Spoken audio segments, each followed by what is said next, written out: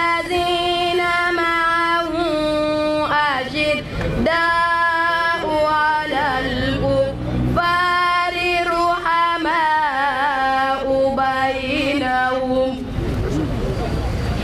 تراهم ركعا سجدا يبتغون فضلا من الله ورضوانا سيماهم في وجوههم من أثر السجود ذلك مثلهم في التوراة ومثلهم في asalaamaaleykum wa rahmatulahi taala wa barakaatuhu. maa ngi nuyu imaam yi fi teew yëpp. ñu may ñu ci ginnaaw ñi fi teewal kilifa diine yi ci réew mi. xam ngeen ni mbir mi dafa niru lu metti waaye dafa indiwaat ak benn ci jullit yi. ndax Touba wax na Tiwaawan wax na Njaasaan wax na Canaba wax na Laayeen wax na kilifa yëpp addu nañ ci mbir mi. loolu nag dafa wane ni ñoom liñ ci bëggoon amuñu ko ci. yuridu naa li foofu noonu wallaahu mutimmu li ci des nag mooy mbir taxawaay bii maa ngi sàkku Auchan na xam ni jullit yi mere nañ ko ndax seen kilifa moo def fii Total na xam ni jullit yi mere nañ jullit bu ci ne dama koy tàmbalee sama bopp fii ba at du ma dugg ci Auchan du ma dugg ci Total. attaque bi Allahu akbar mer nañ leen ndax seen kilifa moo def bi te dërëm boo fa dugal day dooleel France te France war naa yëg ni jullit yi mer nañ ko kon appel la boo xam ne maa ngi koy def waaye di saluer mbokk yi nga xam ni ñoom ñëpp dañoo teg seen kuréelu association ci suuf teg seen i tarixa teg seen lépp yëkkati Seydina Muhammad mi nga xam ne mooy sang-sang yi ñu ngi ñaan yàlla jotaay bii yàlla na ko yàlla boole ci jotaay yi mu gërëm amiin yaa rabbi dafa nañ ci jot amiin fii ñu koy defee tey ci Thiès ña ngi koy def ci Bignona ña ngi koy def ci Ndakaaru ña ngi koy def ci Louga ña ngi koy def ci Cecini ña ngi koy def ci réew yu bëree bëree bëri waaye waa Thiès gàcce ngaalama taxaw ngeen taxawaay bu rafet ñu ñaan yàlla fay leen yiw gi yàlla fay leen taxawaay bi yàlla suñu taxawul nag duñu taxaw bu ñu taxawul dellu ginnaaw excusé wu ñu duñu taxaw dinañ ko defaat ci nii wala ci neneen ñu ngi ñaan suñu kilifa yi ni ko kilifa diine yi defee naka noonu la ko kilifa yi politique yi war a defee war nañ ci addu ñoom ñëpp yëkkati seen kaddu ndax Seydina Muhammad moo tax ñuy gàmmu Seydina Muhammad moo tax ñuy màggal Seydina Muhammad moo ñu teral Seydina Muhammad moo ñu may jàmm fii ak fa ñu jëm asalaamaaleykum wa rahmatullahi taala wa barakatu alquran waxul dëgg te alquran lii ñu def moo waxoon ne dina am ñun tey ñu amal affaire mooy suñu bopp ñun jullit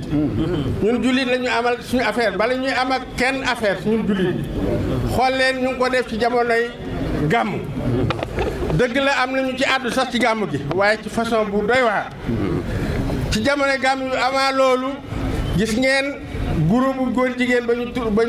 découvrir fële ca Dakar kenn xamul fu ñu mujj léegi lu war a mat ñaar fukk ak juróom ñuy sëy seen diggante ca gannaaw groupe bu mel noonu découvrir woon nañ leen ca Kaolack bañ leen jàppee ci ëllëg sa le ministre de la justice ci boppam téléphoné ñu bàyyi leen lu jiitu loolu gis ngeen ba ñu jëkkoon a découvrir fële ca Sicap Mbao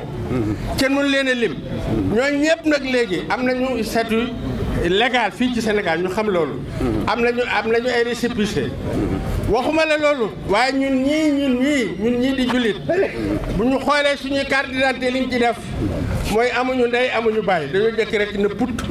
amul kenn ku ak carte d'identité am léegi diw moo ko jur ci góor wala ci jigéen suñuy permis de conduire yu bees yi amatul góor ak jigéen place su sexe genre lañ ci def nee nañ ñun ay nguundi ngaana lañu duñu góor duñu jigéen loolu lépp ñu noppi looloo gën a garaaw foofu lu Charlie Hebdo di def te xam ngeen ne ba mu ko defee suñu président fii la jëlee avion dem manifester ñi ne moom Charlie la kon ñun nañu taxawaat nañu defaraat suñu taxawaay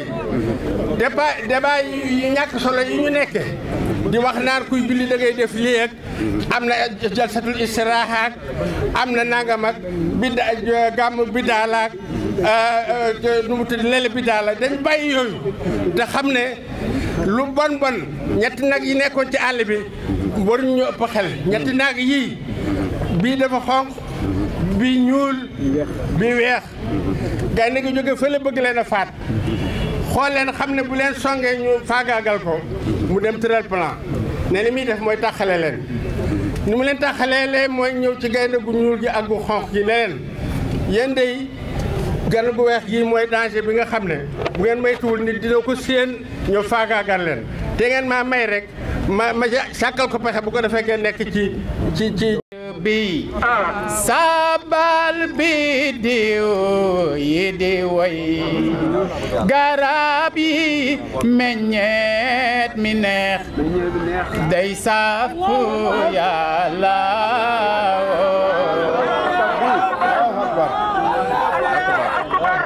moom la ñu am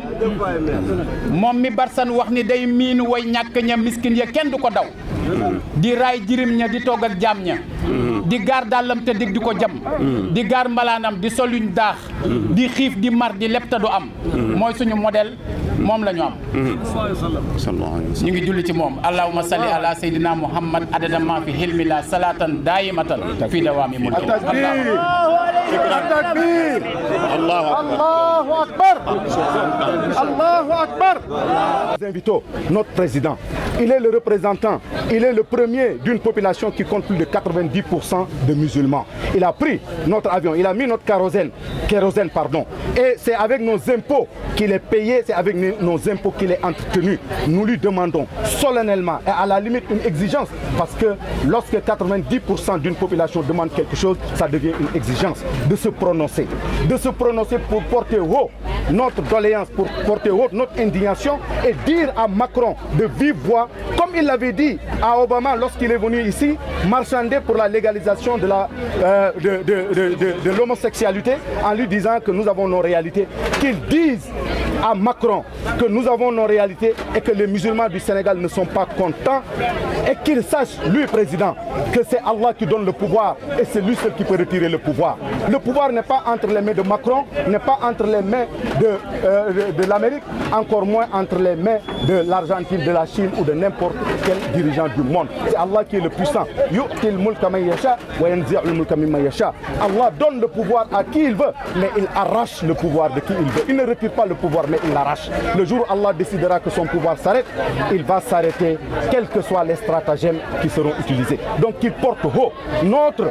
parole, qu'il soit notre porte-parole pour dire à Macron que le peuple sénégalais, les musulmans du Sénégal dénoncent avec la plus grande énergie, n'est-ce pas, sa posture de défendre les caricatures contre le prophète Muhammad sallallahu alayhi wa sallam. C'est une mission que nous nous investissons et qu'il rendra compte devant Allah subhanahu wa ta'ala le jour du jugement dernier s'il a accompli cette mission ou s'il a fait, n'est-ce pas, défaut, s'il a mouillé par rapport à cette mission que nous lui avons confiée, monsieur le président de la République. gis nga lu jaaduwul na nga taxaw ci dindi ko fa bi yet yi bu fekkee da nga am pouvoir mën a taxaw ni na dañ mu dañ kooku nag état la yam wax moo yor pouvoir moo sañ a dindi sañ a def